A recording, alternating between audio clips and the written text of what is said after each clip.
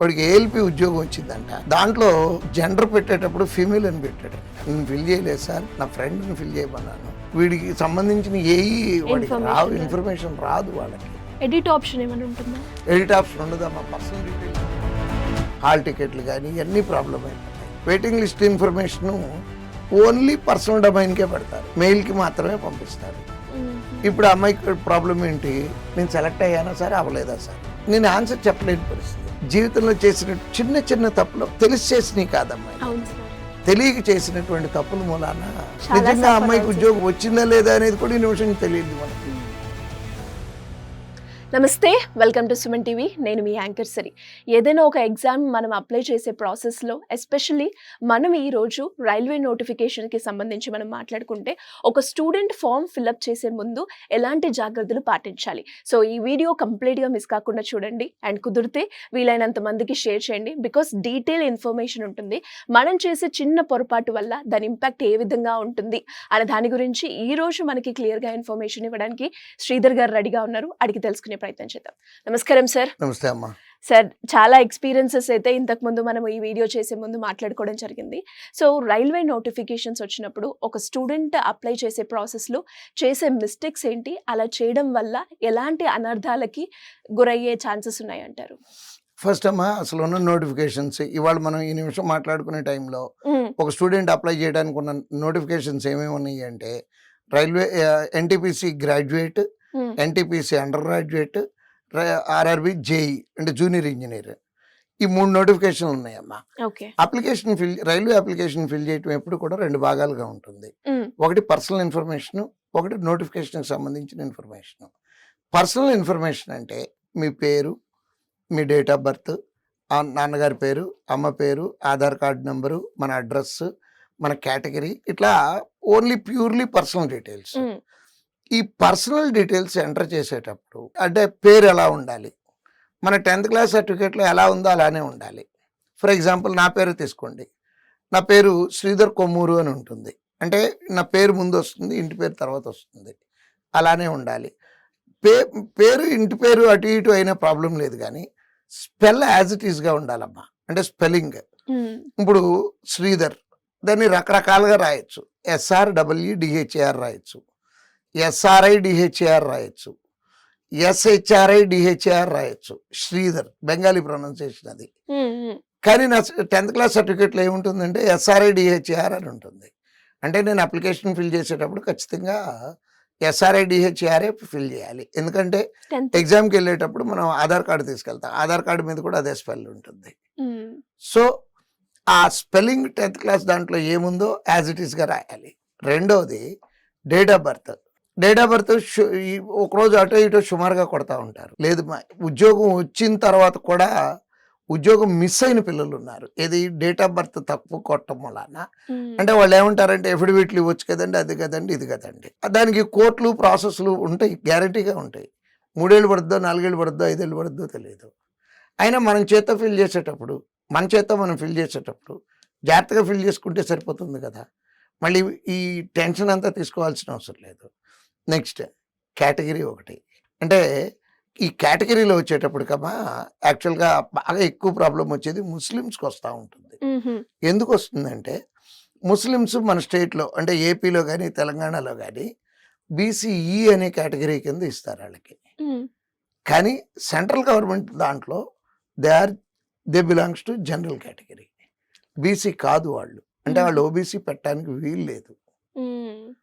ఈ పొరపాటున అంటే ఇక్కడ BCE ఉంది కాబట్టి మేము అక్కడ ఓబీసీలు అయిపోతాం అనుకొని పెడతారు. కేటగిరీ ప్రూవ్ చేసుకోలేకపోతే ఉద్యోగం రాదమ్మా. సో అందుకని అంటే చిన్న తప్పులు, ఇంత చిన్న తప్పుకి ఇంత కాస్ట్లీ పెనాల్టీ పడుతుందా అనేది పిల్లలకి తెలియదమ్మా. ఎంత జాగ్రత్తగా అంటే అంత జాగ్రత్తగా చేయాలి. ఎడిట్ ఆప్షన్ ఏమైనా ఉంటుందా? ఎడిట్ ఆప్షన్ ఉండదమ్మా. పర్సనల్ డీటెయిల్స్కి ఎడిట్ ఆప్షన్ ఉండదమ్మా రైల్వే దాంట్లో. వన్స్ సబ్మిట్ చేసిన తర్వాత సబ్మిట్ చేసినట్టే. నెక్స్ట్ దీని మూలం జరిగే నష్టాలు అంటే ఈ అనుభవంతో చెప్తున్నాను. ఈ ఇంతకు ముందు జరిగినటువంటిది ఒక 4-5 ఇయర్స్ బ్యాక్ ఓ పిల్లోడు నా ఆఫీస్ రూమ్ బయట తిరుగుతూ ఉన్నాడు. ఏంటి సార్ అని, ఏంటన్నా లోపలికి రా అని పిలిస్తే రావట్లేదు. నేనే బయటికెళ్ళి ఏంటన్నా అని అడిగితే, మీరు నేను డౌట్ ఉంది నాకు, నేను అడిగితే మీరు కొడతారు నన్ను అన్నాడు. నేనెందుకు కొడతానన్నా నిన్ను అంటే, లేదు సార్ నేను అడిగే డౌట్ కొడతారని. అలా బతిలాడిన తర్వాత లాస్ట్‌కి చెప్పింది ఏంటంటే, వాడికి ఏఎల్‌పీ ఉద్యోగం వచ్చిందంట. దాంట్లో జెండర్ పెట్టేటప్పుడు ఫీమేల్ అని పెట్టాడంట. నేను అడిగా, అన్నా నీకు జెండర్ తెలియకుండా పెట్టావా అని. లేదు సార్ నిజం చెప్తాను, మళ్ళీ కొడతారు ఇప్పుడు మళ్ళీ అన్నాడు. ఇందాక కొట్టినోడిని ఇప్పుడు ఎందుకు కొడతానని అడిగితే అతను ఏం చెప్తున్నాడు అంటే, నేను ఫిల్ చేయలేదు సార్, నేను మా ఊళ్ళో ఉన్నాను, నా ఫ్రెండ్ని ఫిల్ చేయమన్నాను, ఆడు తెలిసి పెట్టాడో తెలియక పెట్టాడో నాకు తెలియట్లేదు ఈ రోజు కూడా. బట్ ఉద్యోగం వచ్చిందమ్మా, 2-3 ఏళ్ళు పోరాడిన తర్వాత వచ్చింది. అంటే లైఫ్లో ఒక చిన్న mistake, MF selection drop down box అది. అది 3 సంవత్సరాల పాటు పోరాడిన తర్వాత ఆ పిల్లడికి ఉద్యోగం వచ్చింది. 3 సంవత్సరాలు ఎంత వేదన పడి ఉంటాడో ఆలోచించండి. ఖచ్చితంగా అన్బేరబుల్ జాబ్ వచ్చినట్టే ఉంది కానీ మన చేతి దాకా చిక్కలే. నెక్స్ట్ తర్వాత regarding mail ID and mobile number. పాత రోజుల్లో అయితేనమ్మా ఎగ్జామ్కి అప్లై చేశాక హాల్ టికెట్ ఇంటికి పోస్ట్కి వచ్చేది. ఇప్పుడు ఓన్లీ మెయిల్కే వస్తుంది.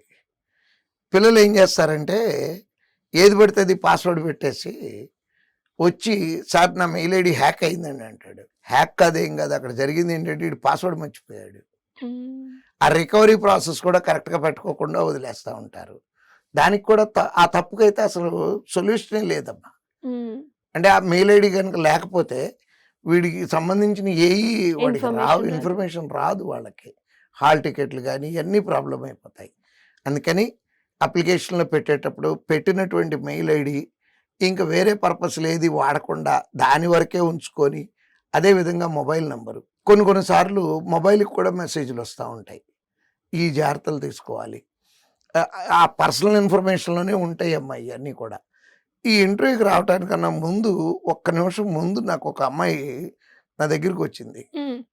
ఏంటంటే, సార్ నా మెయిల్ మొత్తం ఫిల్ అయిపోయింది, నాకు మెయిల్స్ రావట్లేదు, నేను అది ఇవాళే చూసుకున్నాను, గడిచిన 3 నెలలుగా నాకు మెయిల్స్ రావట్లేదండి, అది నేను ఇవాళ చూసుకుంటే నాకు అర్థమైంది అంది. అమ్మాయి ఏం చేసిందంటే, అమ్మాయి మొబైల్లో తీసే ప్రతిదీ గూగుల్కి సింక్ చేసేసింది ఫోటోలన్నీ. సో మెమరీ ఫిల్ అయిపోయింది. ఆ అమ్మాయి ఒక ఎగ్జామ్ రాసి ఆ ఎగ్జామ్కి మెయిన్ లిస్ట్లో సెలెక్ట్ అవ్వాల. మెయిన్ లిస్ట్ అయితేనేమో పబ్లిక్ డొమైన్లో పెడతారు, వెబ్సైట్లో పెడతారు. కానీ వెయిటింగ్ లిస్ట్లో అమ్మాయి వెయిటింగ్ లిస్ట్లో ఉంది. Waiting list information only personal డొమైన్కే పెడతారు, అంటే మెయిల్కి మాత్రమే పంపిస్తారు. ఇప్పుడు అమ్మాయికి ప్రాబ్లం ఏంటి, నేను సెలెక్ట్ అయ్యానా సార్, అవ్వలేదా సార్, నేను ఆన్సర్ చెప్పలేని పరిస్థితి. దీనికి ఏమైనా సొల్యూషన్ ఉందా అని అడుగుతుంది అమ్మాయి. వాళ్ళకి మెయిల్ పెట్టాలి ఆ కన్సర్న్ బ్యాంక్ వాళ్ళకి, వాళ్ళు రెస్పాండ్ అవ్వచ్చు అవ్వకపోవచ్చు. సో అంటే జీవితంలో చేసిన చిన్న చిన్న తప్పులు తెలిసి చేసినవి కాదమ్మా, తెలియక చేసినటువంటి తప్పుల మూలాన నిజంగా అమ్మాయికి ఉద్యోగం వచ్చిందా లేదా అనేది కూడా ఈ నిమిషం తెలియదు మనకి. ఒకవేళ వచ్చి ఉంటే నష్టం జరిగిపోయినట్టు. ఇట్లా చెప్పుకుంటూ పోతే బోల్డని ఎగ్జాంపుల్స్ అమ్మా. నా దగ్గర పనిచేసే ఒక స్టాఫ్ మెంబర్ కూతురు నా దగ్గరే వర్క్ చేస్తాడు వాళ్ళ నాన్నగారు. అమ్మాయి ఆల్రెడీ ఒక ఉద్యోగం చేస్తుంది, ఇంకో ఉద్యోగానికి సెలెక్ట్ అయింది. సెలెక్ట్ అయినట్టు తెలుసు అమ్మాయికి. డాక్యుమెంట్ వెరిఫికేషన్ డేటు మెయిల్కి పంపించారు. అమ్మాయి మెయిల్ చూసుకోలే. 1వ తారీఖు అమ్మాయికి డాక్యుమెంట్ వెరిఫికేషన్, 4వ తారీఖు చూసుకుంది. ఒకటేంటంటే రిక్వెస్ట్ చేయడానికి కూడా అవకాశం లేదు. ఎందుకంటే డాక్యుమెంట్ వెరిఫికేషన్ వారం రోజులు జరుగుతుంటే ఆ అమ్మాయిది లాస్ట్ డేట్న, అంటే డాక్యుమెంట్ ప్రాసెస్ ఎండ్ అయిపోయింది. ప్రాసెస్ ఎండ్ అయిపోయాక రిక్వెస్ట్ చేయడానికి కూడా ఎవరు దొరకరు. సో ఎంతటి ప్యాథటిక్ స్టోరీలు అయిపోతాయి అంటే, ఉద్యోగం వచ్చిందని జనాలకు చెప్పుకున్నాము, జారటానికి ఉండదు, అసలు వచ్చిందో లేదో తెలియట్లేదు, ఇట్లాంటివి ఉన్నాయమ్మా. అందుకని అప్లికేషన్ ఫిల్ చేసే రోజున జాగ్రత్తగా ఫిల్ చేయడంతో పాటుగా మన మెయిల్ ఐడిని, మన మొబైల్ నెంబర్ని, ఈ రెండింటిని అతి జాగ్రత్తగా 1కి 10 సార్లు సెక్యూర్డ్గా ఉంచుకోవాలమ్మా. అంటే సొల్యూషన్ లేని ప్రాబ్లమ్స్ ఇవన్నీ కూడా. నిజంగానే సార్ మీరు చెప్తూ ఉంటే జాబ్ వచ్చి కూడా వాళ్ళు ఎంజాయ్ చేయలేని పరిస్థితిలో, అది కూడా మనకి తెలిసి తెలియకుండా చేసిన మిస్టేక్‌కి నష్టపరిహారం మనం అనుభవించాల్సి వస్తూ ఉంది. అండ్ అలాగే ఒకటి మాత్రం చాలా క్లియర్‌గా అర్థమైంది. ఎంతో కాన్షియస్‌గా మనము ఫార్మ్ ఫిలప్ చేసేటప్పుడు ఉంటే అంత బెటర్ అని. Thank you sir. Thank you so much. Thank you అమ్మా.